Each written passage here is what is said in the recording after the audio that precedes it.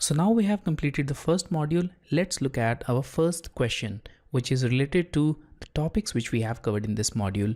So we need to make a template in AutoCAD with name my template, and that template should have architectural unit display format.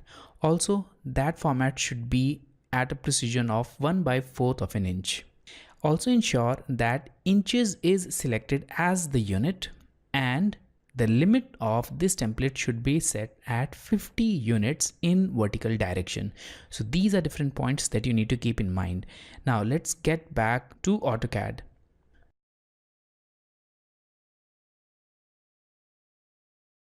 So when you launch AutoCAD, you'll reach this 0 screen, and here in this 0 screen, you need to launch it with the default template. So I'll click on Start Drawing, and here we have it, the default template. Now let's check the unit. So I'll type -DWG units and press enter.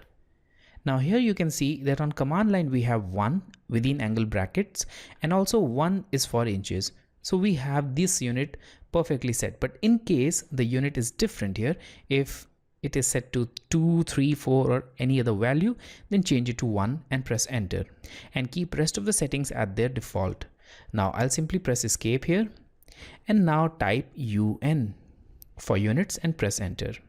So here we need to make some changes. The first change will be the type of display format, which is set to decimal. We need to change it to architectural, and also the precision should be 1/4 of an inch, which is here. The insertion scale should also be set to inches, and we'll leave rest of the options. I'll click on OK.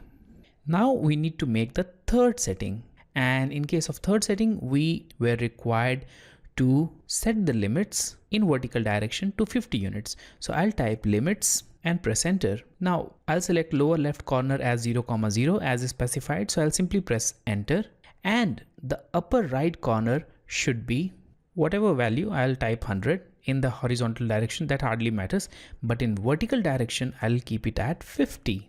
And in both the cases I'll add this inch symbol.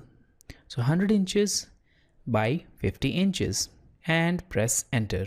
So we still have the old unit. The new units are not yet applied. To apply them, simply type Z for zoom and A for all.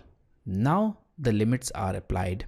So we have made all of these changes. Now we need to save it as a template. So I'll go to this application button, select save as drawing template.